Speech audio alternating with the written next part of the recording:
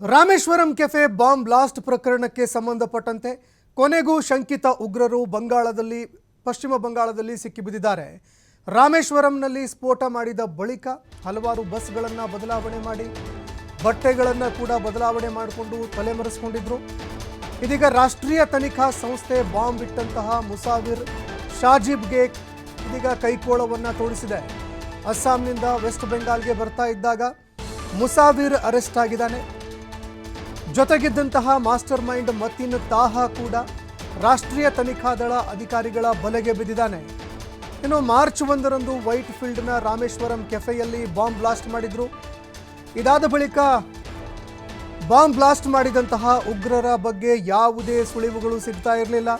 ಎಲ್ಲಿ ತಲೆಮರೆಸಿಕೊಂಡಿದ್ದಾರೆ, ಅದೇ ರೀತಿಯಾಗಿ ಬಾಂಬ್ ಬ್ಲಾಸ್ಟ್ ಮಾಡಿದ್ಯಾರು, ಈ ಪ್ರಶ್ನೆಗಳಿಗೆ ಉತ್ತರವನ್ನು ಹುಡುಕ್ತಾ ಹೋದಂತಹ NIA ಅಧಿಕಾರಿಗಳು ಈಗ ಆರೋಪಿಗಳನ್ನು ಬಂಧಿಸಿದ್ದಾರೆ. ಇನ್ನು ಮತಿನ್ ತಾಹಾ ಸ್ಕೆಚ್ ಹಾಕಿದ್ದ ಈ ಬಾಂಬ್ ಬ್ಲಾಸ್ಟ್ಗೆ ಅಂತ. ಬಾಂಬ್ ಬಿಟ್ಟು ಆ ಬಳಿಕ ಅಲ್ಲಿಂದ ಎಸ್ಕೇಪ್ ಆಗಿದ್ದು ಮುಸಾವಿರ್ ಅಂತ ಹೇಳಲಾಗ್ತಾ ಇದೆ. ಆದರೆ ಪ್ಲಾನ್ ಪ್ರಕಾರ ಬಾಂಬ್ ಬಿಟ್ಟು ಅಲ್ಲಿಂದ ಎಸ್ಕೇಪ್ ಆಗಿದ್ದು ಮುಸಾವಿರ್. ಇಬ್ಬರು ಕೂಡ ಶಿವಮೊಗ್ಗ ತೀರ್ಥಹಳ್ಳಿ ಮೂಲದವರೇ ಅಂತ ಹೇಳಲಾಗ್ತಾ ಇದೆ. ರಾಮೇಶ್ವರಂ ಬ್ಲಾಸ್ಟ್ಗೂ ಮುನ್ನ ತೀರ್ಥಹಳ್ಳಿ ತುಂಗಾ ನದಿ ಟ್ರಯಲ್ ಬ್ಲಾಸ್ಟ್ ಕೂಡ ಮಾಡಲಾಗಿತ್ತು.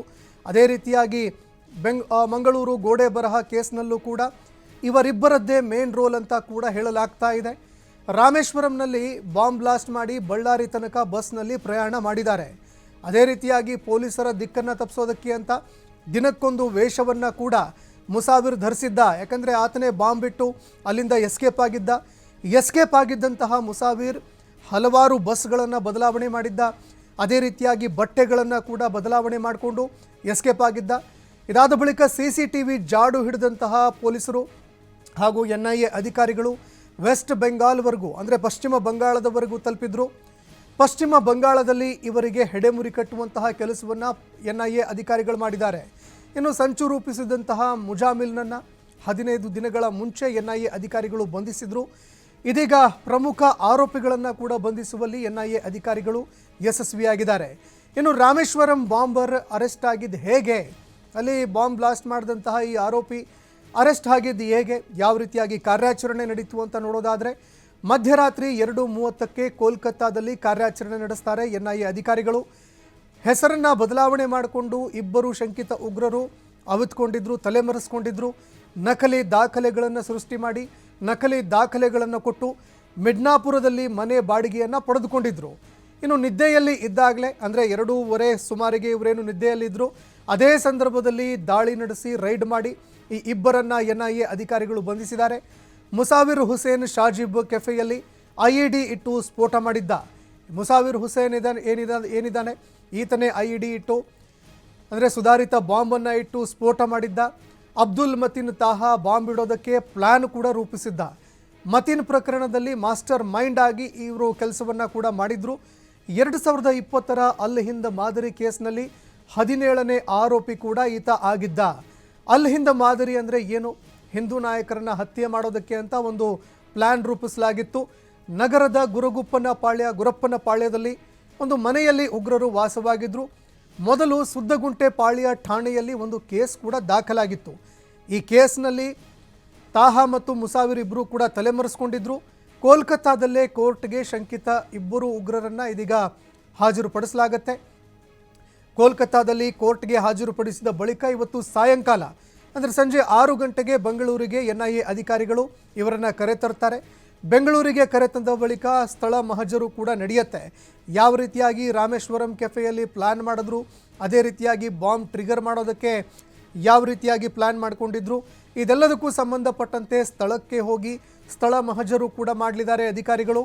ಕುಂದಲಹಳ್ಳಿ ಬಳಿಯ ರಾಮೇಶ್ವರಂ ಕೆಫೆಗೂ ಕೂಡ ಕರೆದುಕೊಂಡು ಹೋಗಿ ಅಲ್ಲಿ ಕೂಡ ಸ್ಥಳ ಮಹಜರು ಮಾಡಲಾಗತ್ತೆ.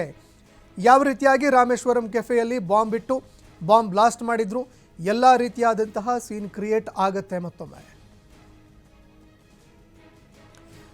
ಈ ಬಗ್ಗೆ ಮತ್ತಷ್ಟು ಮಾಹಿತಿ ಕೊಡ್ತಾ ಹೋಗ್ತಾರೆ ಪ್ರತಿನಿಧಿ ಸಂತೋಷ್ ಪಟೇಲ್ ಫೋನ್ ಸಂಪರ್ಕದಲ್ಲಿ ಜಾಯ್ನ್ ಆಗಿದ್ದಾರೆ. ಸಂತೋಷ್ ಪಟೇಲ್, ಕೊನೆಗೂ ರಾಮೇಶ್ವರಂ ಕೆಫೆಯ ಬಾಂಬ್ ಬ್ಲಾಸ್ಟ್ ಮಾಡಿದಂತಹ ಆರೋಪಿಗಳು ಸಿಕ್ಕಿಬಿದ್ದಿದ್ದಾರೆ.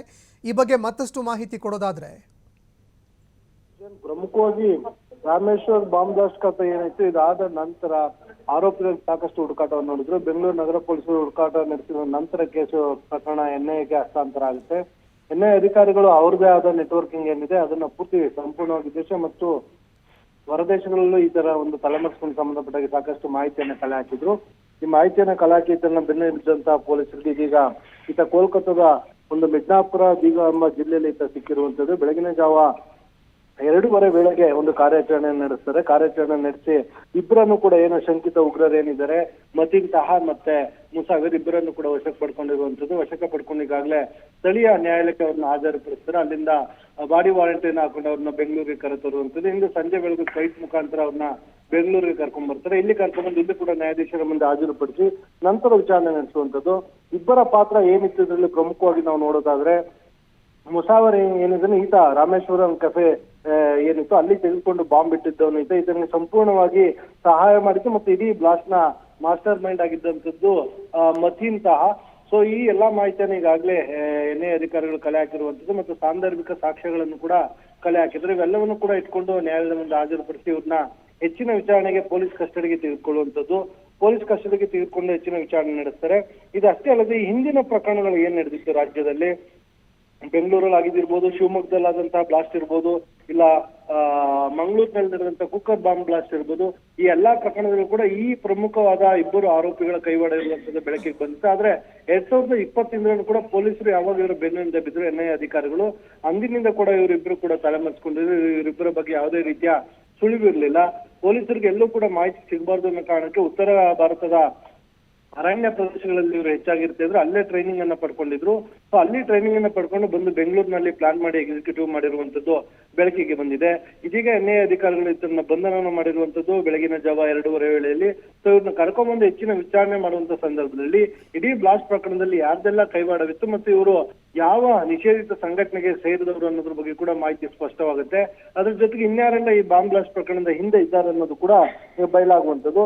ಸೊ ಸದ್ಯ ಏನು ಇದುವರೆಗೂ ಬಾಂಬ್ ಬ್ಲಾಸ್ಟ್ ಪ್ರಕರಣಕ್ಕೆ ಸಂಬಂಧಪಟ್ಟಾಗೆ ಪ್ರಮುಖ ಆರೋಪಿ ಬಂಧನ ಆಗಿಲ್ಲ ಅನ್ನೋ ಕೇಳಿ ಬರ್ತೈತೆ. ಅದಕ್ಕೆ ಎನ್ಐಎ ಅಧಿಕಾರಿಗಳು ಬ್ರೇಕ್ ಆಗಿದ್ರೆ ಬಂಧನ ಮಾಡಿರುವಂತದ್ದು. ಅವ್ರನ್ನ ಕರ್ಕೊಂಡ್ ಬಂದ ನಂತರ ಮುಂದಿನ ವಿಚಾರಣೆ ಇರ್ಬೋದು, ಸ್ಥಳ ಮಾಜರ್ ಇರ್ಬೋದು, ಅವ್ರು ಬೆಂಗಳೂರಿನಲ್ಲಿ ಎಲ್ಲಾದ್ರೂ ಯಾರ್ದಾರು ಸಹಾಯವನ್ನು ಪಡ್ಕೊಂಡು ಒಂದಿಷ್ಟು 2-3 ತಿಂಗಳ ಕಾಲ ಇಲ್ಲೇ ವಾಸವಿದ್ರ, ಇಲ್ಲ ಬ್ಲಾಸ್ಟ್ಗೂ ಮುಂಚೆ ಯಾವ ರೀತಿಯಾಗಿ ರೆಕ್ಕೆಯನ್ನ ಮಾಡಿರ್ತಾರೆ, ಯಾವ ಮಾರ್ಗದ ಮುಖಾಂತರ ಬರ್ತಿದ್ರು ಹೋಗ್ತಾ ಇದ್ರು, ಇಲ್ಲಿ ಯಾರ ಸಹಾಯವನ್ನು ಪಡ್ಕೊಂಡಿದ್ರು, ಈ ಎಲ್ಲಾ ಆಯಾಮಗಳಲ್ಲೂ ಕೂಡ ತನಿಖೆಯನ್ನ ಮಾಡ್ತಾರೆ. ತನಿಖೆಯನ್ನ ಮಾಡಿದ ನಂತರ ಈ ಪ್ರಕರಣಕ್ಕೆ ಯಾರಾದ್ರೂ ಮತ್ತೊಂದಿಷ್ಟು ಆರೋಪಿಗಳ ಏನಾದ್ರು ಕೈವಾಡ ಇದ್ರೆ, ಹಿನ್ನೆಲೆ ಇದ್ರೆ ಅವ್ರನ್ನು ಕೂಡ ಬಂಧಿಸಿ ವಿಚಾರಣೆಯನ್ನ ಮುಂದುವರಿಸುವಂತದ್ದು. ಸಂತೋಷ್, ಧನ್ಯವಾದಗಳು ಸಂತೋಷ್ ನಿಮ್ಮೆಲ್ಲ ಮಾಹಿತಿಗೆ. ಇನ್ನು ಪ್ರಕರಣಕ್ಕೆ ಸಂಬಂಧಪಟ್ಟಂತೆ ಪ್ರಮುಖ ಆರೋಪಿಗಳನ್ನು ಬಂಧಿಸುವಂತಹ ಕೆಲಸವನ್ನು ಇದೀಗ ಎನ್ಐಎ ಅಧಿಕಾರಿಗಳು ಮಾಡಿದ್ದಾರೆ. ಈ ಹಿಂದೆ ಕೂಡ ಅವರು ಟ್ರ್ಯಾಕ್ ರೆಕಾರ್ಡ್ ಹೊಂದಿದ್ದಾರೆ. ಹಿಂದೆ ಕೂಡ ಅವರು ಅನೇಕ ಪ್ರಕರಣಗಳಲ್ಲಿ ಭಾಗಿಯಾಗಿದ್ದಾರೆ. ಹೀಗಾಗಿ ಆರೋಪಿಗಳನ್ನು ಹಿಡಿಯೋದಕ್ಕೆ ಅಂತ ಪಶ್ಚಿಮ ಬಂಗಾಳದವರೆಗೂ ತೆರಳುವಂತಹ ಒಂದು ಕೆಲಸಕ್ಕೆ ಇಲ್ಲಿ ಅಧಿಕಾರಿಗಳು ಮುಂದಾಗಿದ್ದರು. ಇನ್ನು ಪಶ್ಚಿಮ ಬಂಗಾಳದಲ್ಲಿ ರಾಮೇಶ್ವರಂ ಕೆಫೆ ಬಾಂಬ್ ಬ್ಲಾಸ್ಟ್ ಮಾಡಿದಂತಹ ಶಂಕಿತ ಉಗ್ರರು ಸಿಕ್ಕಿಬಿದ್ದಿದ್ದಾರೆ. ಎನ್ಐಎ ಅಧಿಕಾರಿಗಳು ಬಾಂಬ್ ಇಟ್ಟಂತಹ ಮುಸಾವಿರ್ ಶಾಜಿಬ್ ಕೈಗೆ ಇವತ್ತು ಕೋಳ ತೊಡಿಸಿ ಆತನನ್ನು ಬೆಂಗಳೂರಿಗೆ ಕರೆತರುವಂತಹ ಕೆಲಸವನ್ನು ಕೂಡ ಮಾಡಲಾಗತ್ತೆ. ಇನ್ನು ಅದೇ ರೀತಿಯಾಗಿ ಆತನನ್ನು ಅಲ್ಲೇ ಮೊದಲು ಕೋರ್ಟ್ಗೆ ಹಾಜರುಪಡಿಸಲಾಗತ್ತೆ. ಮೊದಲು ಕೋಲ್ಕತ್ತಾದಲ್ಲೇ ಕೋರ್ಟ್ಗೆ ಹಾಜರುಪಡಿಸಿ ಅದಾದ ಬಳಿಕ ಶಂಕಿತ ಇಬ್ಬರು ಉಗ್ರರನ್ನು ರಾಜ್ಯಕ್ಕೆ ಕರೆತರಲಾಗತ್ತೆ. ಅದಾದ ಬಳಿಕ ಬೆಂಗಳೂರಿಗೆ ಕರೆತಂದು ಬೆಂಗಳೂರಿನಲ್ಲಿ ರಾಮೇಶ್ವರಂ ಬಾಂಬ್ ಬ್ಲಾಸ್ಟ್ ಯಾವ ರೀತಿಯಾಗಿ ಆಯಿತು, ರಾಮೇಶ್ವರಂ ಕೆಫೆಗೂ ಕೂಡ ಅವರನ್ನು ಕರೆದುಕೊಂಡು ಹೋಗಿ ಅಲ್ಲಿ ಸ್ಥಳ ಮಹಜರು ನಡೆಸಲಾಗತ್ತೆ. ಇನ್ನು ಅದೇ ರೀತಿಯಾಗಿ ಮಧ್ಯರಾತ್ರಿ 2:30ಕ್ಕೆ ಕೋಲ್ಕತ್ತಾದಲ್ಲಿ ಕಾರ್ಯಾಚರಣೆ ನಡೆಯುತ್ತೆ. ಮಧ್ಯರಾತ್ರಿ ಅವರನ್ನು ಹಿಡಿಯೋದಕ್ಕೆ ಅಂತ ಎನ್ಐಎ ಅಧಿಕಾರಿಗಳು ಜಾಲವನ್ನು ಬೀಸಿದರು. ಯಾಕಂದರೆ ನಕಲಿ ಐ ಡಿ ಪ್ರೂಫ್ಗಳನ್ನು ಕ್ರಿಯೇಟ್ ಮಾಡಿಕೊಂಡು ಅದೇ ರೀತಿಯಾಗಿ ಅದೇ ಒಂದು ನಕಲಿ ಐ ಡಿ ಪ್ರೂಫ್ಗಳನ್ನು ಬಳಕೆ ಮಾಡಿಕೊಂಡು ಇವರು ಮನೆಯನ್ನು ಬಾಡಿಗೆ ಪಡೆದುಕೊಂಡು ಆ ಬಾಡಿಗೆ ಮನೆಯಲ್ಲಿ ತಲೆಮರೆಸ್ಕೊಂಡಿದ್ರು ಅನ್ನುವಂಥದ್ದು ತಿಳಿದು ಬಂದಿದೆ. ಮಧ್ಯರಾತ್ರಿಯಲ್ಲಿ ಬಂಧಿಸಿದಂತಹ ಎನ್ಐಎ ಅಧಿಕಾರಿಗಳು ಈಗ ರಾಜ್ಯಕ್ಕೂ ಕೂಡ ಕರೆತರೋದಕ್ಕೆ ಅಂತ ಸಿದ್ಧತೆ ನಡೆಸಿದ್ದಾರೆ.